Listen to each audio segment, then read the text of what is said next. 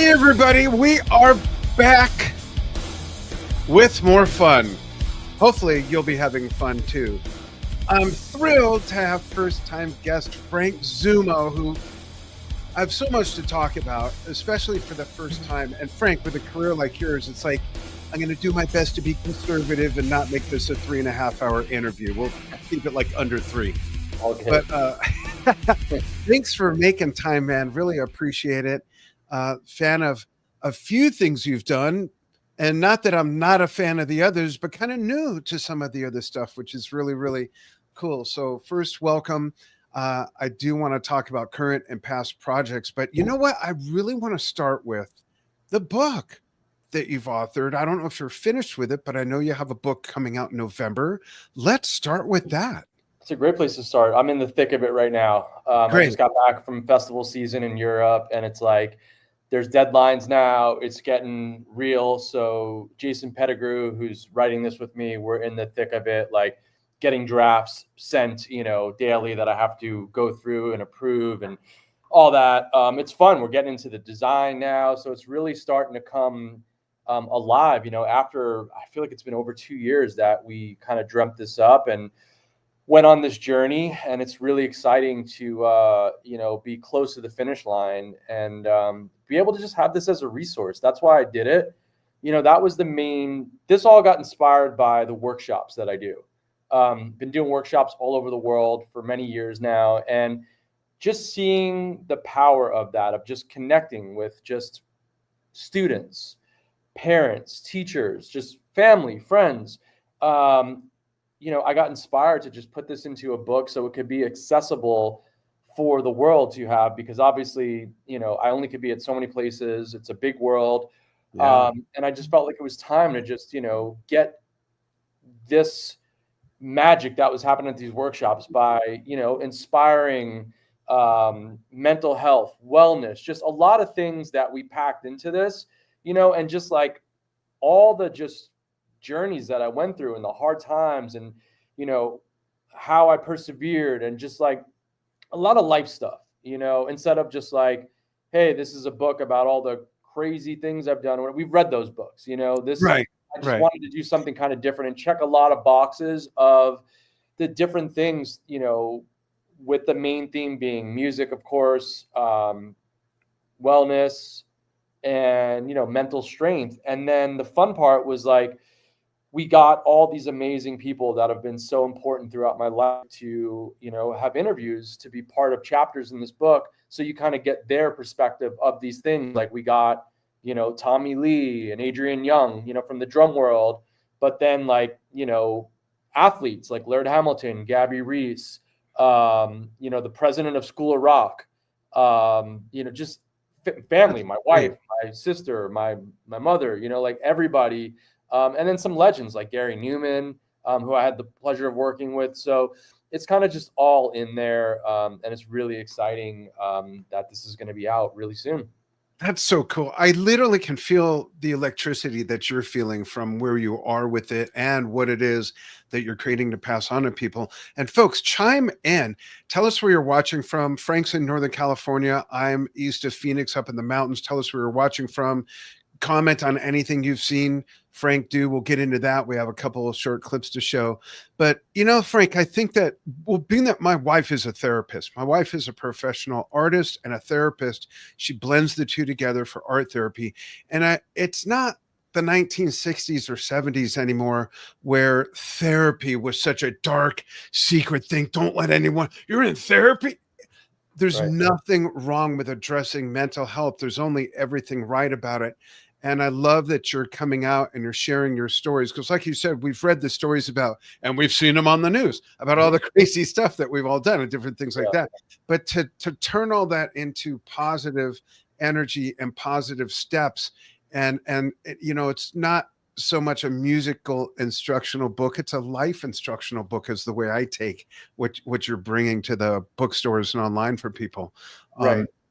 What's the release date? It's November, correct? November November 11th? 11th. Okay, I'm going to be in London, playing with Electric Callboy on that date. So I'm definitely going to do something that day, something great. special for release day. You got to do it at 11:11 a.m. of wherever you are, and then 11:11 p.m. on the same day. Ooh, you know It's a what? magical number. Do two See, I didn't even signings, 2 day think parts. about that. I'm so deep in just the everything else. I haven't gotten there yet, but thank you for bringing that up because that is cool. That's a good Yeah, little play on you got stuff. some angel numbers there working for you. Yeah, right. I Yeah, didn't even realize that. We just picked that date, and that's the thing too. Like, I'm glad you explained it because doing this with Modern Drummer Publishing and then Hal Leonard as distribution, generally that's more of like lesson books yeah, and reading charts and all that. This is something that's not that. Obviously, it's got all the drum stuff for the drum fans in there, of course. But like, it's so cool because when we started really shopping this book, we hadn't given it to many people, and I just so happened to have a catch up call with David at Modern Drummer, and he was like, "Wait, what are you doing?" He's like, we have a publishing company. Send me the proposal deck." And then he got it, read it instantly, and was like, "Let's do this." And I was like, "This is great. perfect. It's so perfect." He's so passionate about this. We've got the great team of all that, and it's like Hal Leonard's in with the School of Rock, who I do all my stuff with. So there's a lot of family cool stuff we're doing here. And I'm just starting to like lightly talk about like the book tour, but it's going to be a workshop slash book tour. It's going to That's be great. exactly what I do, just the book components involved in that Right, instead of me sitting at a Barnes and Nobles doing a signing. Like, that's not right. my vibe and It's. audience. I'm imagining. Am I correct that it's more of like the book encapsulates hands-on with actionable takeaways that people can leave with, okay, this is what I'm going to do now, rather than just watching a clinic or watching a signing. Great to walk away with the signed book, but it's more like, okay, now you have something to leave with to actually go do to affect change. Yeah, and like the workshops are really special because the main component of that is we get I'll go to one market, we'll bring in as many School of Rock kids from all the surrounding schools, and we do a full set list, and we rotate out. We've got 2 to 3 drum kits on stage. I'm playing with the house band drummers. They're rotating each song, singers, guitarists, keyboards, and it's so awesome. Like, to That's just see cool. these kids, the new talent that's coming up in the world and get to rock on stage with these kids. And then like we just open the floor and just have an organic life conversation and talk about whatever the kids want to talk about. And it's so cool. It's so special. And it's an anti-drum clinic. We just call it this like workshop experience. Yeah. We've got, teen suicide prevention charities involved. I mean, all kinds of resources and things there for, these kids to have. Kids, have it a lot harder now than when I had it coming up. You got bullied by, an occasional person at school, but it doesn't, that would be left at the school playground. Yeah, yeah, Now they're exactly. coming home and it's on their phones and on their computer. And it's just this never ending, vicious kind of circle here of just a lot of negativity and stuff that's really putting kids in a bad place. So, Totally. it's been It's great to just like have open conversation, with these kids and have resources, for them and their parents, that there's help out there if they don't feel comfortable talking to, the people within their household and whatever it is. It's like we're just kind of putting it out there and helping, because we've seen firsthand way too many losses and horrible things happen because yeah. kids just feel like they have no other way, and it's been devastating. So I'm just trying to do what I can to change that narrative, in any capacity. That's great. It is so different. And you mentioned, leaving it on the school playground and everything. I'm almost 20 years older than you, and it was even different still then for me when I was a Yeah. kid, meaning there was so much less of it. There was one way you'd get it, and it was usually at school. Now, like you said, it can come from them from all directions. So what you're doing is just fantastic. Let's touch on music a bit. And as it gets closer to that book launch, let us know. We'll have you on again. Happy to promote the book and everything, of Thank you. course. And shout out to David Frangioni and everybody at Modern Drummer and Hal Leonard. That's awesome. And let's talk about Electric Callboy. But before we do, I have two short clips I want to show. Great. And then let's talk about your whole journey with them so far. And we'll work backwards in your career. Okay. Great. Perfect. Check this out, folks. If you like fire, check this out. I love fire. In fact, where we live in the mountains, there's brush fires and stuff. So I don't even do fireworks outside anymore. I do them in the house. It kind of looks like this.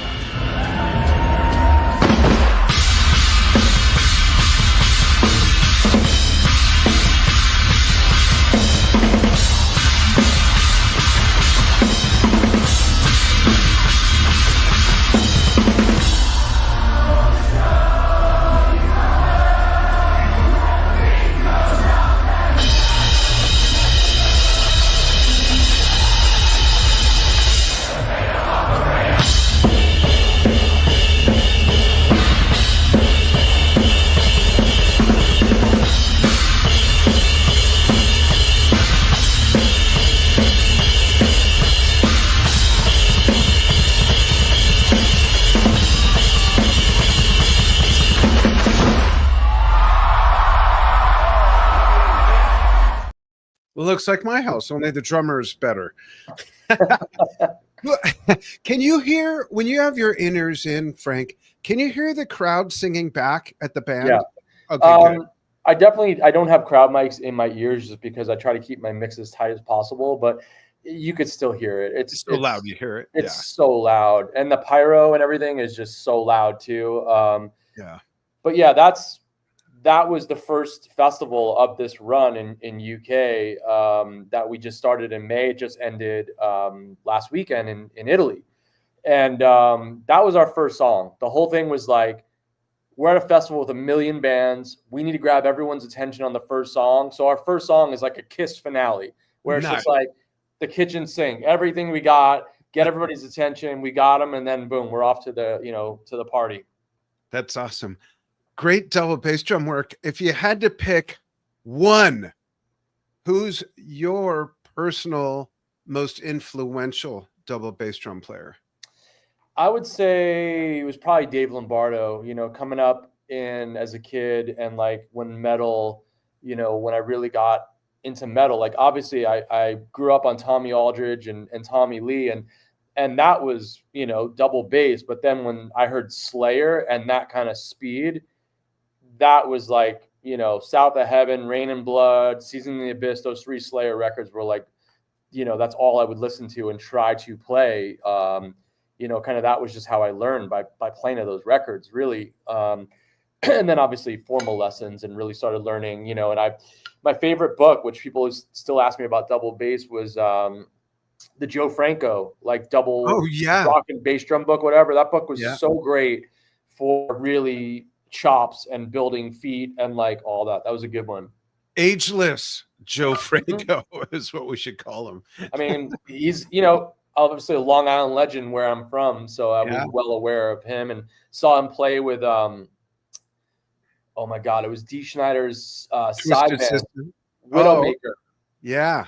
He was the drummer of that. And I saw them play like a club where I lived and it was so rad. That's so cool. I remember seeing the first time I saw Tommy is when he took over for Nico McBrain and Pat Travers' band opening for Rush on the Hemispheres tour. Wow. And he was just mind-blowing. Regarding your 2 bass drums, do you tune them the same or differently, Frank? Yeah, no, the same. I mean, that was a big thing, especially when I got in Callboy, because it's just it just needs to really cut through and be pronounced. So, front of house was used to a single kick drum with a double pedal, and I was just like, I grew up metal, 2 bass drums. That's my thing. I don't really, I just feel disconnected on a double pedal, so it was, it's physically a different feel. Totally different and just a lot more natural for me because I just, I grew up that way with 2 kick drums. I was in that era. And when I got in Sum 41, because there was so much metal and we had a stage full of Marshall stacks, I was like, I'm going to bring back a second kick. And I've been for over a decade now, I've been playing 2 kick drums. So yes, all my techs have had to and obviously we have the technology where they got the tune bots and all that stuff. So they just dial Yeah. it in every day. And, we don't use any sampled sounds with Sum 41. We didn't, or with Callboy. We just use the triggers as gates for the microphones to just keep them, Mm-hmm. tight. Keep it tight. Yeah. And I'm the only one that hears the samples in my ears. I grew up, obviously with Tommy Lee as such a big fan of and electronics. I like the blend in my ears, but Yeah. those sounds don't go to front of house. So yes, Yeah. that's why the microphones and the tuning has to be spot on, because they're not relying on perfect trigger samples, in the Right. house. But for your purposes, it helps with articulation to really hear what you're playing and be on top of it. Yeah, I love the blend. I'm just so used to Yeah. it because I've always had the hybrid kind of drumming stuff. So I just like it. It just Oh, gives that's me, cool. a little bit more of like the clarity that I need to cut through the mix when there's just so much stuff coming through it. Yeah. Just something I'm just so used to. When it's not there, it's like weird for me. So Great. Let's show another clip. And great. after we show this, tell us which show this is from. Might be from the same one. I don't even know. Let's see.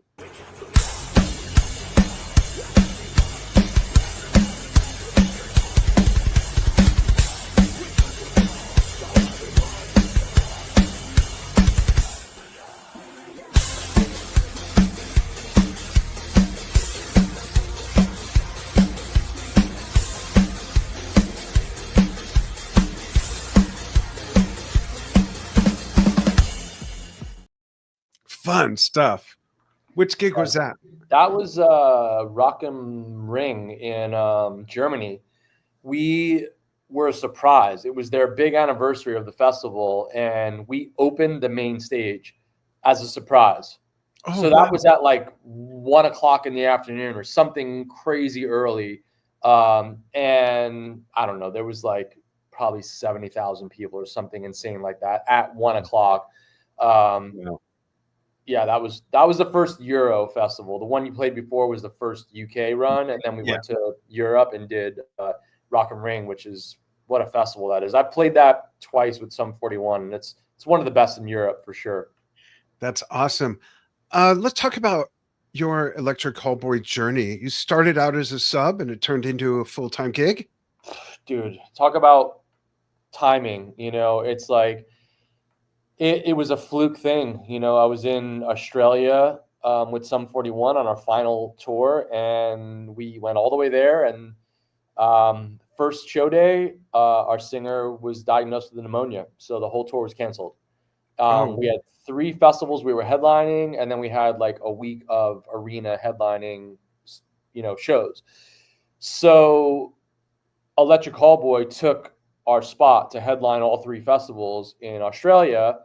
And on the day of the first festival, their drummer had to go home. And I still happened to be in Australia because it was like the weirdest thing. We still had to stay because, every day when you travel Australia, you're flying to a different city or in a different hotel. And we just had to keep kind of rolling on until we can kind of get to where flights could be changed. And it was just yeah. kind of a nightmare. But I was like, okay, I'm stuck here. We're not playing. I come all the way to Australia. I'm going to make this bad situation a good situation. I wound up doing a DJ gig, jam with the opener for our headliner shows. Did a drum workshops, like just made the most of it. Good. And right when I got to Melbourne, which is the first city of the festival that we were supposed to headline, they contacted someone from our team and said, is Frank still here? Because our drummer's going home and we're about to not be able to do the festival. And now we took Sum 41's spot headlining the festival. Now we're about to cancel. So I went and had breakfast with the guys, and literally my team was still there, sent my team to the venue to sort drums, in-ears, just everything. I locked myself in my hotel room until showtime, learned the hour set. I'd only heard, I knew 2 of their songs, but like didn't know them, Yeah. musically. Like I was familiar with them and played them in my DJ sets and stuff. But it was awesome. It was so awesome to like have this opportunity and exercise that part of my brain again, and the pressure to deliver. Like I charted everything out on my computer with just my own, like, just arrangements basically. Yeah. And it worked out somehow. It really worked out. It was amazing. And then that was kind of it. They were just like, they went back to Germany, and their drummer came back and did this new single music video, and they had a big headlining kind of hometown festival. And I go to Canada with Sum 41 to do the final performance ever. We closed the Juno Awards. We got inducted into the Canadian Hall of Fame. And I got there, and that's when reality hit. Like, okay, this is it. This was the last thing that we have. And, I've been just living in the moment. I haven't started looking at other gigs or anything yet because I wanted this to, ride this out and enjoy this. So is it like a big now what moment, basically? It was just like a fear and all that kind of kicked in. Like, what's next? How long is it going to take? Just all of that stuff that, is just totally natural. And I was like, okay, I'm going to just acknowledge these emotions right now. I'm going to do some breath work and just go to sleep. Went to sleep, woke up in the morning. Now this is the show day of the final something. And it's an email from Electric Callboy management saying, hey, you helped us in the past. We need a drummer for this festival run. And my wife just got into town that day as well, and we had to talk about it. And she gave me her blessing, and I was like, I'm in. So I immediately came home, really, learned the set. And then I flew to Europe. We did a week of rehearsals / production rehearsals. And then we just went around Europe for the last couple months, which was just incredible. I didn't expect something to happen that quick. And it was just, it's just such a great, to be in a band that's blowing up right now. Like we headlined most of the festivals in Europe, like, which was crazy because I played a lot of these festivals with some and we didn't headline them. And it was like, let's say a festival is 4 days, one night would be Linkin Park as a headliner. One night would be Slipknot. One night would be, whoever else, Avenged Sevenfold. And then it was us, which is just insane. Yeah. So it was just so incredible, and something I clearly, needed. It's just put me on a whole new thing. And like at the end of the day, what I tell the guys is like the joy that's this band is bringing out of me. It's so fun. The show is so fun. The guys are so fun. The music is so fun. It's been an incredible experience to be part of it. And the way that we just kind of capped it off is we're playing Still Waiting by Sum 41, like a little snippet of it in Australia, just to like introduce me and tell the story of what happened and pay a little respect to the band, and wish their well wishes and all that. So the guy said, hey, for the Summer Festival run, we remixed it. We did our own cover of it. What do you think? And I was like, this is amazing. So we played it the whole festival run. It went over so well that we filmed a live music video for it. And then on an off day, we went in the recording studio and recorded it. So it just came out to end the festival season. And literally, I think it came out on Friday, and it's well over 1 million streams already. Like, it's just crazy. So this whole story right there is really its own book. I mean, it's truly the epitome of luck is defined by preparation meets, opportunity. And look how all that just aligned for you, and you just jumped on it. It was great. And like, I just give credit to like, all the work that I've put in, all of the just hours shedding and getting to be able to deliver in these situations. And like, this is something that I got known for in the industry. Like when I moved to LA, I did the thing for Motley. I filled in for Tommy day of, and played their whole show. And word got out like, yo, this guy could jump in, play the show like he's in the band, which was a very amazing thing to be known for in LA. So I wound up doing that with Scott Weiland and Gary Newman. But it had been a really long time, it had been over a decade since I had done that. So it was cool that like I was still able to do that. And like all of that training and stuff still, is just as sharp as ever. And it's like, that's how I started my workshop in Australia. I said to the kids, like, before I even hit a drum, let me tell you how I'm here and why I'm even in this room right now. Like, this is what it's all about. This is why you kids are coming to this drum school and like learning and practicing. And like, just so you know, you put in the work, you know, it's kind of like that movie Rockstar with Mark Wahlberg. Like, he was a guy in the crowd and, you know, all of a sudden is on Yeah. stage and like, you know, it's like you do the work, you put things out in the universe, it Yeah. could happen. And I'm 100% proof of that. I'm no different than anybody else that's on their path. It's just like, this is what I want to do. I'm not stopping till it happens. And I've just stayed on that path my entire career. Yeah. That is just awesome. Thanks for sharing all that. I want to switch gears and talk about something that I'm just a huge fan of. I love street drum corps. Street drum corps, just so awesome. Were you in drum corps growing up? Did you play in drum corps I in did school? everything, man. Anything I can do to not be in typical classes, I did. So if Yeah. that meant orchestra, marching band, concert band, jazz band, Yeah. choir, whatever, you know, I was in. I would go. I loved summer camps. I would go to be in marching band camps and drumline and all that stuff. But you know, when I saw the show Stomp, that changed my world. Did And it? my best friend that I, you know, grew up with was the lead in Stomp. And you know, seeing his journey and all that, it really inspired me. And I wound up getting a gig at a theme park when I was like 20, you Oh, know, really? How playing cool. on pots and pans and stuff, you know, and found objects. And I just had been burnt, I think, being in original bands that weren't going anywhere and a lot of cover bands. And I was like, this is a new expression, you know, like I don't have to wait on a guitar player or a singer or just, it's like a drum, you know, drum group. Like, how Yeah. fun. I moved to LA never thinking that something like that would fly, you know, like, so I was just going the more band route and I met two brothers. They were doing like a percussion show that had a little bit of that in it. And I was like, guys, I've been doing this on the East Coast. And we kind of got together in a junkyard and just went wild and filmed So it cool. and sent it out. And it turned into a 20-year career with franchises and theme park residencies and world tours and record deals and Yeah. 4 albums, right?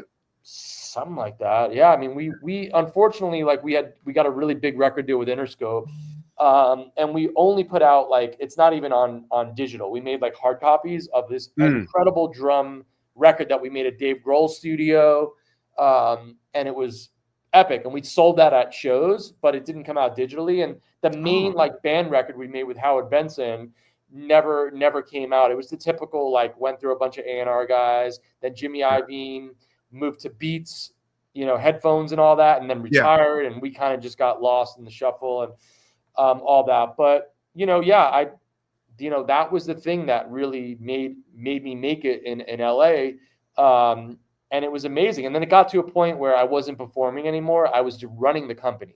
I was managing it, booking it, production managing, casting, like accounting, like everything.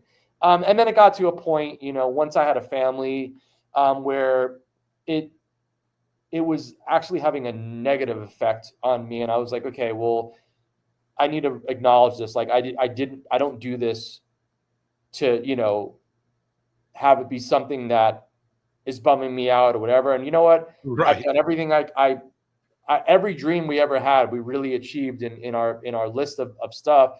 And I was just like, it's time to step down, focus on family, do other projects. So I stepped away, and the brothers are still, you know, doing things with it when they can, and whatnot, which is great. You know, I love it, and I'm so proud of what we created and did with it. You know, it was a great, you know, 20 years. That's awesome. Let's go way back. Why drums? How did you start with drums? Is it your first instrument, your only instrument? And how did drums come into your life to the point where you wanted to do this? They found me. My dad was a drummer, in a band with my mom. She was a singer, and they were in a cover Mm, band.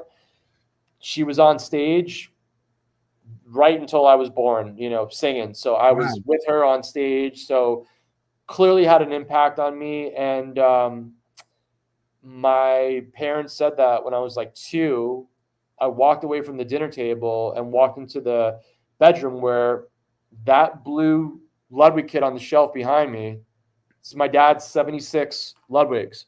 Wow. I just started playing, and that was it. Wow. So I found it. My dad never gave me a lesson. He never showed me a beat. He just basically gave me his record collection, headphones, and I did self-discovery for years until like probably like 5 or 6, and then went to the Long Island Drum Center and actually took lessons to learn, What? and then started competing and stuff. That's awesome. What were some of those early musical influences from that record collection? Oh, dude, the best stuff, and I still have them right Yeah. here. Zeppelin, Hmm. the first couple Zeppelin records, AC/DC, Sly and the Family Stone, James Brown, Parliament Funkadelic, Queen, um, Hendrix, like just the greatest stuff. Yeah. And if you That is, by the the way. theme throughout all of that, it's all groove based. It's all Yeah. the drums and groove. So Totally. Yeah. that's what shaped me. Funk music and rock music. I'm just a feel, lay it down. I want to see people move and dance. And like, it's not about, I didn't come from more of like, I respect the prog and Rush World and all that. I respect all of that. But for me, it was just about like the simplicity, feel good, 2 and 4, pocket stuff that really just was still to this day, is that's why I love dance music now. It's very similar to, that kind of stuff. That's great. I love it. For those who are young and playing, for those who are any age and just sort of starting out, and for those who are kind of sold on a very, I'm going to say one lane, which is okay, way of playing, give us some inspiration of how, as you grew up through school, and I also loved concert band. I have timpani drums I got in 1977. It's my favorite instrument. They're with my big, stupid prog kit. I played in Tuesday Night Jazz Band. Talk about how those experiences in drum corps shaped not only your views of music, but your chops and what you brought with you from all those experiences to who you are now as a musician. It's our vocabulary, right? Like you don't just learn the basic words, you Right. learn, all the words, and that's just our whole DNA. It's yeah, you could be like, I love punk rock music, and that's cool. Like we all have our one favorite kind of go-to, but the more you well round yourself, it's only going to make you a better and more creative, performer in that band and thing you're in. And like, I of course was a rock and roll and metal guy and all that coming up, but like getting to learn all these other things was so cool because it just really opened up my mind and ears, and like it was so cool. And then it would be like, oh, I want to add that little orchestral thing to this drum set, and things that you never kind of thought about. Yeah. But the way that it helped later in life was, instead of me going to traditional college, I went to the Drummers Collective in New York City. And Oh, I picked 2 drummers from there that wait. I got to ask. You didn't get stuck with Jason Gianni, did you? I know that name, but I didn't. Okay. He's a I, good friend and he taught there forever. He's okay, leaving or just, but yeah, it's kind of a cool. joke because he's a great guy, great Yeah. teacher. Yeah. But that's cool. The Drummers Collective, that must have been a serious, serious schooling in music. Yeah. I mean, I went literally Afro-Cuban. I was like, I don't know a thing about it. I picked Oh, Bobby wow. Sanabria, who's, a Yeah. Grammy award-winning, Afro-Cuban drummer, percussionist. Yeah. That opened up my mind beyond the stuff that the impedance and things that you have to do in Afro-Cuban drumming, which actually came in huge in street drum corps. Those rhythms came in, even in even some 41 drum solos, those things would come in, Oh, subtle yeah. things. I studied with a Broadway show guy, who just Oh, played in the Broadway orchestras. And then I studied with, I believe his name was Al Miller, big band drummer. yeah. That sounds very Um, familiar. Studied Absolutely. with him. And then I studied with Dom Famularo, who was a dear Oh, friend, to work yeah. on technique. So I basically had Afro-Cuban, Broadway show reading, chart reading stuff, Al Miller big band, chart reading, stuff, then Dom for technique. And that was my college. Then I was going on auditions for everything. And I was taking gigs on cruise ships, theme parks. Like that was my, like, I'm going to go spend, maybe it was 2 years, and just like become a worldly drummer so I can always work as a drummer. Yes, I'd love to be in a rock band, but if that doesn't work out, at least I can work as a drummer, and I'm not just a one-trick pony. So that's kind of what I did, and it was so great. Like that's what I tell the kids at my workshops. Like, you're a metal drummer, you know what? Go on YouTube, put on some crazy K-pop music or whatever it is, Absolutely. and just like jam over it. Like Yeah, it's that self-discovery and just opening up your palette to other stuff is only going to help you just become a better musician. totally. To what you're doing. Like I'm such a believer of that. Yeah, I love telling people play the music you think you don't even like. And I Yeah, bet new you'll not only inspiration. have fun doing it, yeah, you'll pull stuff from it, like you said. And I know it's a platitude, but I got to say it, it just adds more tools to your toolbox. And if you only stayed with one thing, only focused on metal, only wanted to be metal, well, then what happens if you don't make it in metal? Maybe you're not a drummer for a living, but look what you've been able to do, especially earlier in your career. And that's why that was so smart to do. Was 100%. that, what was your inspiration? Like, did you come up with that on your own, or was it something your parents said, you really should learn all this stuff in case this one thing does? Like, where'd that come from, Frank? I think it honestly was just like self Common sense? discovery. I wound up just like finding that on my own. And then I also, I had a lot of good friends that were mentors that were like older than me, that were like making it in Broadway shows or whatever it may be.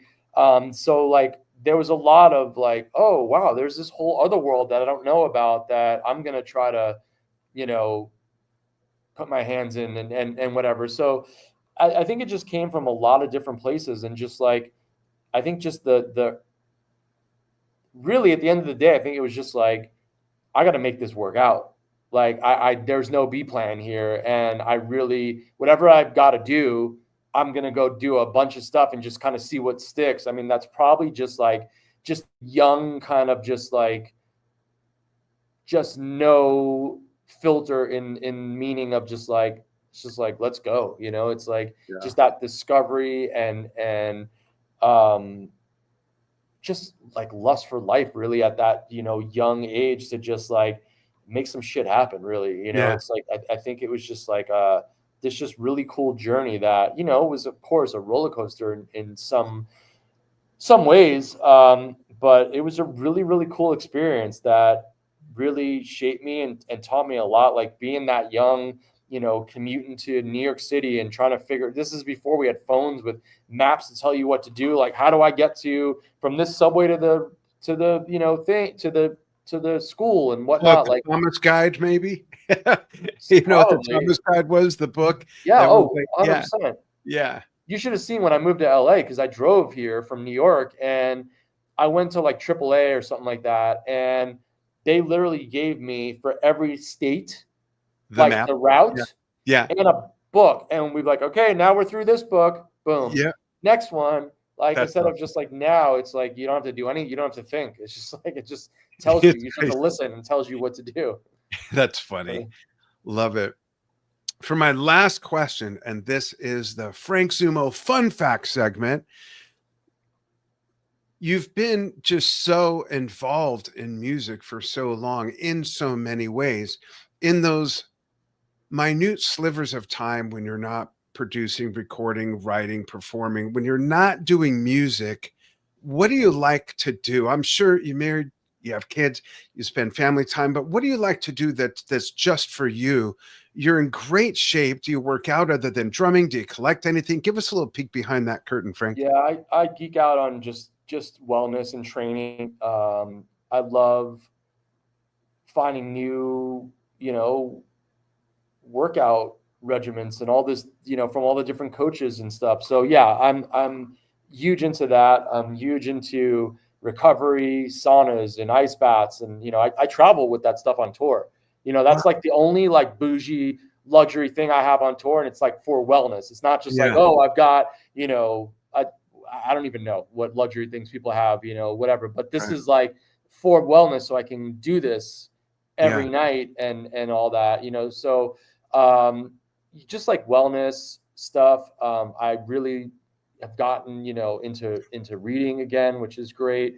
Right. Traveling for like not for work, for like pleasure with my family and kids, just to get away and really disconnect and have great family time. That's an off time thing. Where we live now in the country, it's like with my kids going fishing and just really just learning from them. I mean, they're so much more.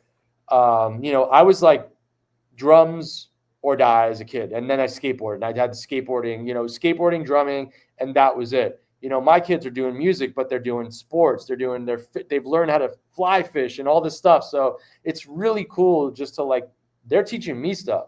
That's So great. we have like dude days, me and my sons, and be like, what are we doing today? They'll pick it, and then a lot of times they're teaching me because Yeah. like they're just learning all this great stuff. So yeah, it's a lot of just we got a puppy just about, he just turned 1, so that's been a whole new thing. We live in the mountains, so there's a lot of great hiking with the dog and just Yeah. nature. What uh, kind of dog? he's a terrier mix, so he's got some Dotson in him. He's long. Yeah. And it's been great for my sons to have like a wild puppy around, for their little dude energy. It's great. Yeah. Three We're maniacs, which I had to tell them because they're above me, above my studio, and normally this time, the dog, it's like wild, and I was just like, guys, this is gonna live on the internet, so if you guys can just chill, so we don't hear the banging and chaos of what's going on. So they're actually being amazing right now. That's cool. Thank them for us. Yeah, I will. We're a huge dog family. My son Steve, who's our producer, has a dog he's had for years and years and years. We just got our fourth dog, our fourth puppy that is about 5 months old. And the others are 3, 4, and 5. So they still have young energy too. And my wife's been gone for 3.5 weeks. She left a week and a half after we got this puppy. So it's just been crazy here. I'm thinking of buying 10,000 empty peanut shells and just throwing them all over the floor because it's been like a circus here. But I wouldn't trade it for anything. That's great. And a bunch of our kids and a couple of our grandkids have dogs and stuff like that. So it's great. We have 2 cats as well. And it greatly affects the vibe. It's a whole different layer of a vibration. And I'm glad that your sons are really enjoying it. That's really cool. Do you mind if I ask how old they are? They are literally almost 7 and 10. So they just started first and fourth grade, which is just like what? Wow. It came really, really quick. But they've been traveling with me. They traveled around the world on the final Sum tour, which was amazing. They're gonna, we've got some other great trips planned, which is awesome. But yeah, dude, I've been a dog person too, like you said, and my Yorkie used to tour with me with Street Drum Corps. He was on the bus with us, and this dog could have had his own book. He was on the Motley Crue tour. He was on Tommy Lee's tour bus with Tommy and I, and this dog was spoiled beyond. This dog is riding on private jets and helicopters and wow. amazing. You should write a book under the dog's name. Seriously, from the dog's POV. Yeah, that dog had a life. He passed away a couple years ago, but man, that dog had as a puppy, what a life. That's awesome. Yeah, that's great. Frank, how can people follow you? Where can they follow you? On all socials, it's just Frank Zummo on all the socials, except X, I think, is F Zummo, but everything else is just Frank Zummo. And I have on my Instagram, I have a link tree, and it's got every link to click on from there. My link tree keeps it current with everything that's kind of going on. Pretty cool. I'm off to Ottawa this weekend for the brand new Hard Rock Hotel Casino. I have a great relationship with them because my first Sum 41 drum kit, Shepard Fairey designed, and that drum kit was in Las Vegas on display. I remember, yeah. And then we made a second Obey kit that was for Europe that I used from 2019 to 2023. Now that is going on display this weekend in Ottawa at the brand new Hard Rock Hotel Casino. Wow. So I'm going to go out there, do a rad unveiling event, meet and greet, autographs, Great. the whole just hang, which would be really cool and special just to see the work, displayed.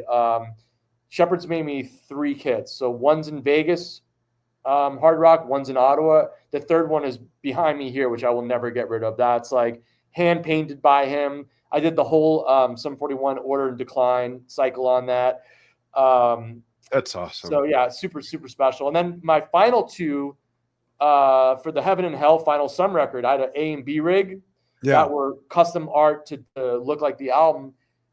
One of those kits is on display at the Punk Rock Museum in Las Vegas, and the other one is going on display in September at the Rock and Roll Hall of Fame. So I've got kits everywhere, which is so cool. Just that, these museums and resorts, are able to display them, and it's there for the world to see. As much as I want to have them all here in my studio, it's cool to just like share them with people. So, I've given some away, some are on loan, but it's pretty cool to just have drums, around the world represented. For sure. I'll have to visit 2 of the kits in Vegas because I'm leaving Friday to meet my wife, kids, grandkids, and a great grandson out there. Just found out we're having another great grandchild girl this time. And I'll be out there for a week. So I'll have to go to I haven't been to the new Hard Rock in Vegas yet. So it's not open yet. They closed. They're still moving into the Mirage. So that drum kit is still like not on display yet. I'll go to the Punk Rock Museum then. The Punk Rock Museum is badass, man. They did such an amazing job there. Like it's a museum where you can actually like touch stuff and jam on like famous people's gear, and it's really, they've got some cool stuff that you normally wouldn't see in museums. So definitely check that out. It's rad. Cool. Will do. I know exactly which son-in-law I'm going to take with me. Awesome. Frank, thanks for taking time. Thank the kids and the puppy as well. Really appreciate it. Not that would have bothered me. But you're welcome to come on anytime you want. I definitely would love to have you on either right before the launch or after the launch comes out. Absolutely. So we can promote it with you. But anytime you want to come on, talk about anything, just reach out to Steve and/or I, and we'll make that happen. That's great, man. Thanks. I love just our drum community is so rad. There's so many great outlets to just keep sharing, and just talking about all great things, music and life related. So it's awesome. I'm always down to have a great chat. So thanks for hitting me up, man. Absolutely. Please hang on the line with me after we say goodbye to the audience. And audience, please stay tuned for more fun stuff on Drum Talk TV and over at our membership site at drumtalktv.brilliance.com. We'll see you soon.